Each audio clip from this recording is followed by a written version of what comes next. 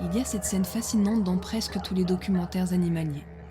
Un troupeau d'antilopes broute paisiblement dans la savane, quand soudain, l'une d'elles relève la tête, les oreilles en alerte. Et en une fraction de seconde, le troupeau entier se met en mouvement, fuit le danger invisible. Pas le temps de réfléchir, pas le temps de peser le pour et le contre, juste cette réaction instinctive, cette chorégraphie parfaite héritée de millions d'années d'évolution. Et nous voilà en 2025, à paniquer devant une notification de notre patron, comme si c'était un lion prêt à nous dévorer. Bienvenue dans Hypnose et Hérésie, une anatomie de l'invisible. Je suis Maëva, hypnothérapeute et préparatrice mentale. Ici, on explore ce que l'on préfère taire, les croyances limitantes, le stress, les peurs et les illusions du développement personnel. Bienvenue à toi dans cet espace où la complexité humaine n'est pas aplatie mais célébrée, où les contradictions sont explorées plutôt qu'effacées. Chaque épisode t'invite à une plongée profonde, où nous prendrons le temps d'examiner les nuances et les mécanismes subtils qui façonnent notre expérience intérieure. Aujourd'hui, plongeons dans cette merveilleuse catastrophe neurobiologique qu'est notre réponse au stress. C'est un mécanisme d'une sophistication mais ahurissante, et bien peaufiné par des millions d'années d'évolution. Et pourtant, on passe notre temps à vouloir désactiver ça, comme une alarme à incendie gênante. Laisse-moi te révéler une vérité choquante, que l'industrie du bien-être à des milliards d'euros fait tout pour dissimuler. Ce stress, qu'ils te font payer, combattre, n'est pas un dysfonctionnement dans ton système, c'est l'une des fonctionnalités les plus sophistiquées et vitales de ton cerveau. Quand j'étais étudiante, avant que je me plonge dans les méandres de la psyché humaine, j'avais développé une fascination pour les fractales. Je sais pas si tu vois ce que c'est, tu sais, ce sont des petits motifs mathématiques qui se répètent à l'infini et à toutes les échelles. Par exemple, un flocon de neige, où chaque branche reproduit la structure de l'ensemble. Il y a aussi les choux romanesco, qu'on peut trouver au supermarché, où chaque petit fleuron est une réplique miniature du chou entier. Et ça m'a frappé, ça m'a captivé, ça m'a vraiment passionné tout ça. Et ce qui est encore plus étonnant, c'est l'économie stupéfiante de la nature. Parce qu'elle ne réinvente pas constamment de nouveaux motifs. En fait, elle va réutiliser les mêmes structures encore et encore à différentes échelles. Le neurologue et psychiatre français Henri Laborie disait quelque chose de fascinant. L'homme est biologiquement construit pour agir, pas pour philosopher. Donc notre système nerveux, il s'est développé pour nous permettre de fuir le danger ou de le combattre, mais pas pour donner une conférence TED sur la peur ou pour rédiger un essai sur l'anxiété existentielle. Et pourtant, nous voilà nous, animaux sociaux, hyper connectés, à vivre dans un monde où nos menaces sont devenues abstraites, symboliques et parfois entièrement imaginaires. Sauf que notre corps réagit toujours comme si un prédateur nous traquait. La semaine dernière, j'ai reçu un patient, disons Étienne, brillant entrepreneur, créateur d'une start-up en plein essor. Son problème, des crises d'angoisse si intenses qu'il doit parfois s'enfermer dans les toilettes de son bureau pour reprendre son souffle. Et lui-même se juge en disant « mais c'est absurde, j'ai tout ce que je veux, mon entreprise marche, j'ai une équipe formidable, pourquoi est-ce que je panique comme si ma vie était en danger ?» Du coup, je lui ai posé cette question. Comment toi, tu réagis quand tu reçois un message de ton investisseur principal ? Et sa réponse fut révélatrice. Parce qu'il me dit « je vérifie immédiatement mon téléphone, peu importe ce que je suis en train de faire. Mon cœur s'accélère et je me prépare mentalement au pire. » Du coup, j'ai élargi la question. Et quand tu dois prendre une décision stratégique majeure pour ton entreprise ? Et là, il m'a dit qu'il passait des nuits blanches à peser chaque action et à imaginer tous les scénarios catastrophes possibles. Et c'est là que j'ai vu apparaître la fractale, le même motif de vigilance excessive, d'hyperactivité qui se reproduit mais à toutes les échelles de sa vie, comme s'il y avait des petits sursauts quotidiens aux grands moments de décision.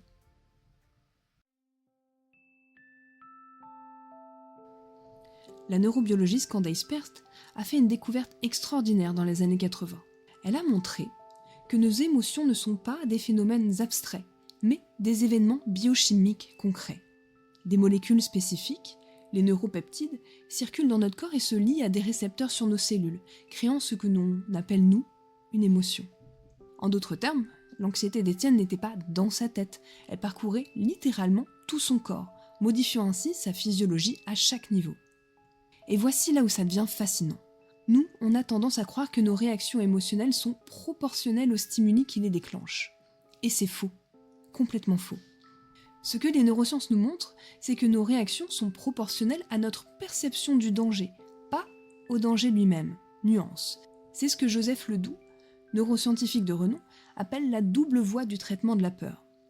Par exemple, quand tu reçois un email avec pour objet urgent, ton corps peut se mettre en état d'alerte avant même que tu n'aies lu le contenu. C'est ouf. Une partie de ton cerveau, qu'on appelle l'amygdale, déclenche alors une réaction immédiate, tandis qu'une autre, le cortex préfrontal, prend plus de temps pour analyser la situation réelle. Donc ironiquement, si ton boss t'écrit « Urgent, peux-tu me transmettre le rapport de la semaine dernière ?» ton corps il peut réagir avec la même intensité que si un prédateur te bondissait dessus dans la savane. Ridicule, hein ? Et pourtant, c'est parfaitement logique d'un point de vue évolutif.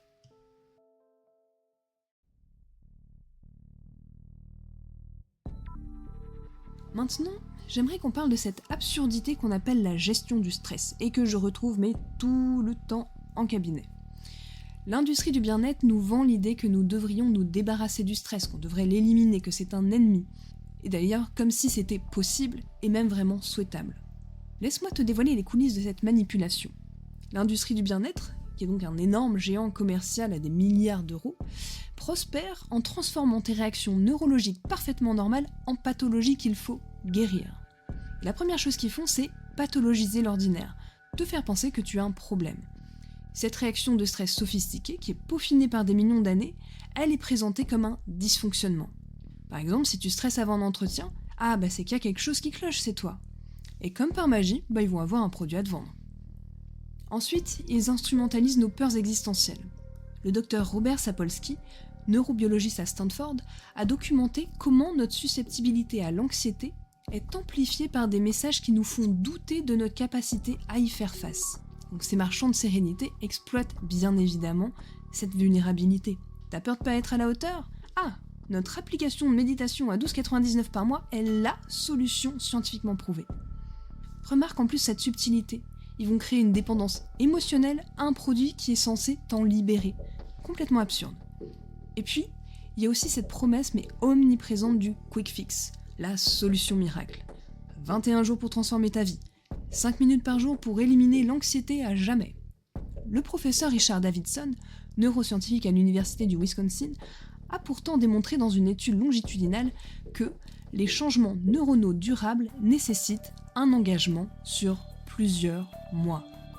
Plusieurs mois, pas quelques jours. Mais cette vérité ne rapporte pas autant que la promesse de gratification immédiate, évidemment, c'est beaucoup moins intéressant. Et ce qui me fascine dans cette stratégie, c'est l'individualisation systématique de problèmes qui sont souvent collectifs et systémiques, c'est-à-dire qui ne touchent pas juste à toi, petite personne, ici et là. Une méta-analyse publiée dans le Journal of Occupational Health Psychology, désolé pour l'accent, a révélé que les interventions organisationnelles produisent des résultats 3 fois plus significatifs sur la réduction du stress que les approches individuelles. Pourtant, on va continuer de te dire « T'es stressé au boulot ? Médite !» Alors qu'on devrait plutôt se dire « Mais pourquoi ton entreprise impose-t-elle des conditions qui épuisent ton système nerveux ?» Et du coup, cette approche, elle détourne habilement ton attention par rapport à ces changements structurels qui seraient en fait véritablement nécessaires, quoi. Et le comble de l'ironie, c'est ces applications bien-être là qu'on nous vend. Elles utilisent exactement les mêmes mécanismes d'addiction que les réseaux sociaux dont elles prétendent te détoxifier. Là, c'est une recherche de l'université de Stanford qui a documenté comment ces applis, elles emploient les mêmes boucles de récompenses variables, les mêmes systèmes, les mêmes badges qui activent notre circuit dopaminergique. Donc sécrétion de dopamine égale je recommence, c'est cool, et puis je recommence, c'est cool. Donc elles transforment le soin de soi en performance quantifiable, en générant précisément le stress qu'elles prétendent combattre. C'est con, non ? Et si jamais leur produit ne fonctionne pas, il se passe quoi ? C'est jamais le produit le problème, évidemment. C'est ton engagement, c'est ta persévérance, c'est ton état d'esprit qui sont inadéquates. Et c'est là le problème, parce que là on inverse complètement la responsabilité. Et c'est pervers, parce que ça te maintient dans un cycle d'achat perpétuel tout en nourrissant ton sentiment d'échec. Ou, si t'y arrives pas, c'est que toi, tu n'as pas bien suivi le programme, tu n'es pas allé jusqu'au bout, tu n'as pas assez bien suivi. Et du coup, encore une fois, c'est toi le problème. Et voici donc le paradoxe ultime. On a une industrie qui prospère sur notre malaise, tout en prétendant le soulager. Kelly McGonigal, psychologue à Stanford, a magnifiquement démontré dans ses recherches que les personnes qui apprennent à voir leur stress comme utile ont littéralement des réactions physiologiques différentes, plus saines par rapport à les personnes qui essayent d'éliminer le stress. Plus étonnant encore, elles vivent en moyenne plus longtemps. Donc vouloir désactiver le stress, c'est à peu près aussi logique que de vouloir désactiver une douleur. Imagine, tu mets ta main sur une plaque chauffante, donc oui, ça brûle, c'est très désagréable. Imagine, tu te mets à penser « Ah, si seulement je pouvais rien ressentir !» C'est abstrait, la douleur, comme le stress, c'est utile, c'est un signal, c'est une information mais hyper précieuse. Et l'astuce, c'est pas de l'éliminer, c'est plutôt d'affiner notre capacité à le décoder. Et en parlant de douleur, peut-être le savais-tu, mais il existe réellement des personnes qui ne ressentent pas la douleur. C'est une maladie rare qu'on appelle l'insensibilité congénitale à la douleur. Et crois-moi, c'est tout sauf un super pouvoir. Et ces personnes, elles naissent sans capacité à percevoir la douleur physique. Cependant, conservent quand même leurs sensations tactiles. C'est-à-dire qu'elles peuvent différencier le chaud et le froid, mais elles ne ressentent pas la brûlure ou la coupure. Donc imagine un instant. Tu te pètes la jambe et tu continues à marcher dessus. Tu poses ta main sur une plaque brûlante et tu la laisses fondre sans réagir. Tu développes une appendicite aiguë et tu n'en as aucune idée, mais jusqu'à ce que ton corps soit en septicémie et donc que potentiellement tu meurs. Donc la douleur elle joue un rôle majeur dans notre apprentissage du danger. Quand un enfant a mis sa main sur la plaque et se brûle, son cerveau ne fait pas que lui ordonner de retirer sa main, il mémorise aussi que le feu est une source de danger. Et sans cette mémoire, comment savoir ce qui nous menace ? Et si tu continues à penser que ne pas ressentir la douleur, ça pourrait être avantageux, voire très cool, sache que c'est vraiment dangereux. Parce qu'en général, les personnes qui sont atteintes de cette maladie, elles doivent apprendre à surveiller constamment leur corps. Elles doivent éviter des situations potentiellement dangereuses et elles doivent consulter régulièrement des médecins pour détecter toute blessure ou complication. Et en général, elles ont une espérance de vie, malheureusement, plus courte que la moyenne à cause de ça. Alors quand j'entends quelqu'un qui me dit qu'il veut éliminer son stress, je me demande, moi, s'il réalise qu'il souhaite en fait supprimer son système d'alarme intérieur. Parce que c'est exactement ce que fait le stress. C'est un signal que quelque chose doit changer. Tout comme la douleur nous protège des blessures physiques, le stress, lui, nous alerte sur les menaces à notre équilibre mental ou émotionnel. Le problème, c'est pas le stress lui-même, c'est notre incapacité à comprendre ce qu'il nous dit. C'est comme si notre corps nous parlait, mais en fait qu'on ne comprenait pas son langage. Donc au lieu de gérer, de vouloir éliminer, que dirais-tu d'apprendre à l'écouter, à décoder ses messages et à essayer de comprendre ce qu'il essaie de te dire ? Parce que peut-être en fait que ton stress te signale que tu négliges tes besoins fondamentaux. Peut-être qu'il te dit que tu t'engages dans une direction qui va pas t'épanouir. Ou peut-être essaie-t-il de te montrer que certaines relations dans ta vie sont devenues toxiques. Et si au lieu, cette fois, de prendre une autre respiration profonde ou de méditer pour calmer ton stress, tu prenais le temps de l'écouter avec curiosité, comme si tu essayais de capter vraiment un message crypté de ta propre sagesse, quoi. Ce serait un peu comme réapprendre à sentir la chaleur avant la brûlure, à reconnaître le danger avant la blessure, à récupérer un sens que notre monde moderne nous encourage constamment à ignorer. Et il y a quelque chose de particulièrement ironique ici. Toutes ces techniques-là de pleine conscience qui sont très populaires, que je pratique aussi, attention, elles sont souvent présentées comme des innovations occidentales modernes. Parce qu'en réalité, on n'a pas inventé la roue. Ces techniques elles proviennent de traditions contemplatives vieilles de millénaires. Et ces traditions n'ont jamais eu pour objectif de l'éliminer, le stress. Le but, c'était plutôt de développer une relation plus lucide avec l'ensemble de notre expérience au monde. Ce que ces traditions savaient, et que la science moderne confirme, c'est que notre tendance à vouloir nous débarrasser des sensations inconfortables, ça peut créer un deuxième niveau de souffrance, ce que les psychologues appellent aujourd'hui la méta-émotion, qui veut dire l'anxiété d'être anxieux, la peur d'avoir peur.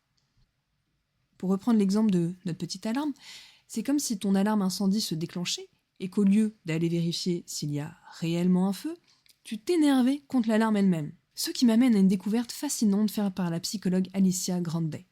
Ces recherches montrent que les personnes qui tentent de supprimer leurs émotions négatives, donc y compris le stress, elles finissent par ressentir plus d'épuisement et moins de satisfaction dans leur vie que celles qui les acceptent. J'adore ce paradoxe, il est délicieux. Plus tu essaies d'échapper à ton stress, plus il te poursuit. Et plus tu tentes de le repousser, et plus il s'accroche.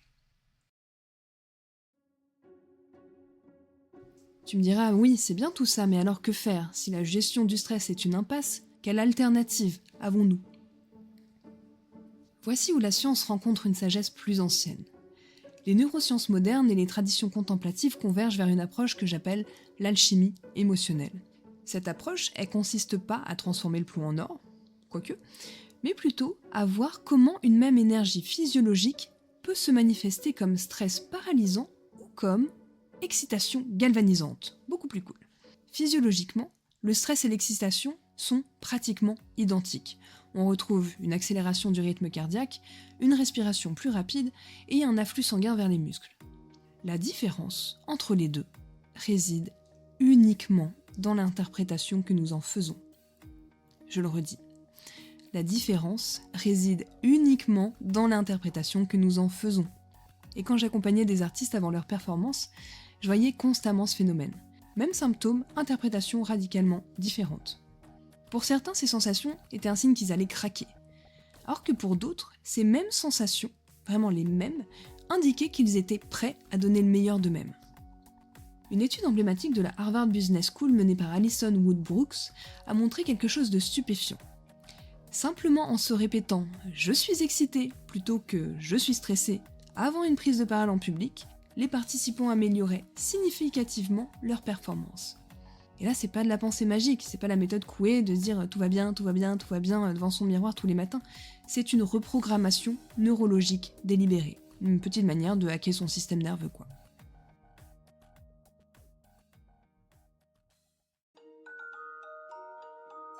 Passons maintenant à la pratique. Je vais te parler de 3 techniques, 3 interventions précises basées sur les neurosciences et la psychologie des émotions. Premièrement, la détection précoce. Le stress, comme toutes les émotions, se manifeste d'abord par des signaux subtils. Ça peut être une légère tension dans la mâchoire, une modification de la respiration, un changement de posture, des tensions dans le corps quelque part. Le problème, c'est que la plupart d'entre nous n'identifions le stress que lorsqu'il est déjà à son paroxysme. C'est comme si on remarquait l'incendie lorsque tout l'immeuble est en feu, quoi. Voilà ce que je te propose. 3 fois par jour, pendant 30 secondes, oui, 30 secondes, vraiment, pas plus, tu vas juste scanner ton corps. Pas forcément tout ton corps, mais des zones spécifiques. Par exemple la mâchoire, les épaules, le ventre et la respiration. Et juste ces mini-checks, ils vont t'apprendre à reconnaître les premiers signes d'activation de ton système nerveux. Et cette conscience-là, qui est un peu précoce, elle te donne un avantage crucial. Elle t'offre une fenêtre d'intervention avant que tu t'en prennes plein la tronche par cette cascade neurochimique. Deuxième chose que tu peux faire, c'est l'étiquetage. Les recherches du docteur Matthew Lieberman à l'UCLA ont démontré qu'étiqueter précisément ce que nous ressentons dans un langage nuancé active notre cortex préfrontal et diminue l'activité de l'amygdale. C'est-à-dire qu'on va plutôt vers le côté rationnel plutôt que vers l'amygdale et les émotions fortes comme la peur. En d'autres termes, si je dis précisément « je me sens inquiète à propos de cette présentation que je dois faire la semaine prochaine », au lieu de dire juste « je suis stressée », ça va engager les parties rationnelles de mon cerveau et atténuer ma réaction émotionnelle brute. Il suffit juste de ça parfois, juste développer un vocabulaire émotionnel plus riche. Au lieu de dire « je suis stressée », essaie de mettre des étiquettes plus précises. Je me sens tendue, je suis préoccupée par rapport à ça. Je ressens de l'appréhension quand je pense à, ou je suis dans l'anticipation de. Troisième chose que tu peux faire, c'est le recadrage. Je ne parle pas d'affirmations positives creuses, mais d'une véritable réinterprétation physiologique. Donc la prochaine fois que tu sens que ton cœur s'accélère avant un événement important, pose ta main sur ta poitrine et dis-toi juste « Mon corps est en train de se préparer à donner le meilleur de lui-même. Cette énergie est exactement ce dont j'ai besoin maintenant. » Parce que juste le fait de faire ça, ce geste et de penser de cette façon ou de le dire à haute voix, ça va créer une double intervention. Il y a déjà le toucher, qui active ton système nerveux parasympathique, donc ça veut dire apaisant, câlin, quoi, pendant que tes mots, ils vont réinterpréter l'activation sympathique qui est déjà en cours, l'activation du stress. C'est une technique superbe qui a été testée avec des athlètes olympiques, des musiciens professionnels et des dirigeants d'entreprise, avec des résultats remarquables sur leur performance sous pression.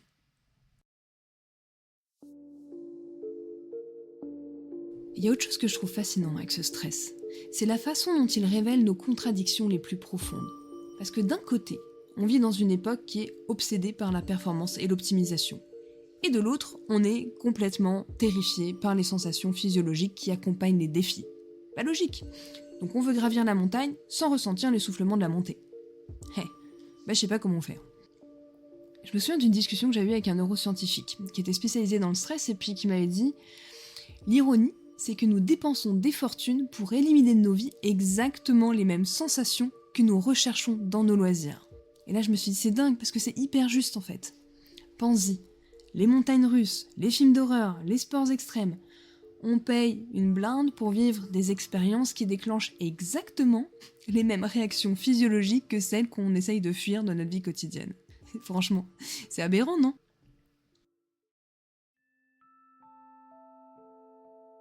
Revenons à nos fractales, un instant. Si ton modèle de réaction au stress forme un motif fractal, qui se répète sur toutes les échelles de ta vie, alors dis-toi que modifier ce pattern, même à une petite échelle, peut transformer l'ensemble.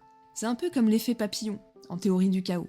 Cette idée qu'un petit changement dans les conditions initiales peut entraîner des transformations massives dans tout le système. Concrètement, ça veut dire que la façon dont tu réagis à un petit contretemps aujourd'hui, genre un embouteillage, un email agaçant, n'est pas anodine, parce qu'elle programme neuralement ta réaction aux grands défis de demain. Voilà pourquoi je t'invite à pratiquer ces 3 techniques que j'ai évoquées dans des situations de stress mineures et minimes avant de les appliquer au moment critique. C'est comme s'entraîner pour un marathon, tu commences pas par courir 42K comme ça.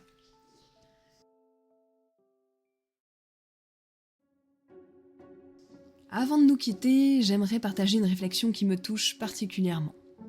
Le poète Rainer Maria Rilke écrivait « Peut-être que tous les dragons de notre vie sont des princesses qui attendent simplement de nous voir beaux et courageux. » Et j'aime à penser que notre stress, c'est un peu l'un de ces dragons. Vu de près, il a l'air menaçant, bien sûr effrayant, mais quand on prend un peu de recul, quand on prend une perspective plus large, on peut voir qu'il garde peut-être un trésor. Et ce trésor, c'est notre capacité à nous sentir pleinement vivants face aux défis qui comptent vraiment pour nous.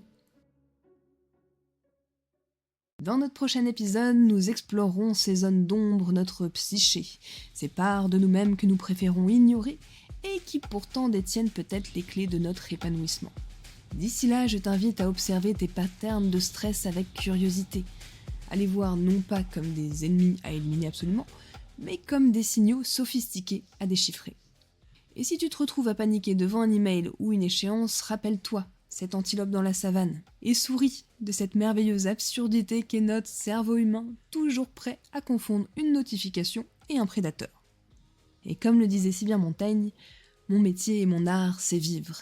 Et vivre pleinement, c'est aussi embrasser ces tempêtes neurologiques qui nous rappellent que nous ne sommes pas des automates, mais des créatures magnifiquement sensibles et réactives. C'était Maëva, et je te retrouve très bientôt pour une nouvelle exploration des profondeurs de notre condition humaine.